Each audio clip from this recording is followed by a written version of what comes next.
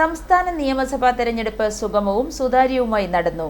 രാവിലെ 6 മുതൽ വൈകിട്ട് 6 വരെയായിരുന്നു വോട്ടിംഗ്.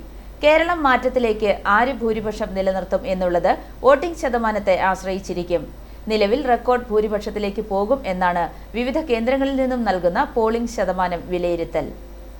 UDF വലിയ പ്രതീക്ഷ നിലനിർത്തുമ്പോൾ LDF തങ്ങളുടെ ഉറച്ച സീറ്റുകൾ നിലനിർത്തുമെന്ന വിശ്വാസത്തിലാണ് വോട്ടെണ്ണൽ ദിനത്തിലേക്ക് കണക്കുകൂട്ടലുമായി കടന്നുപോകുന്നത്.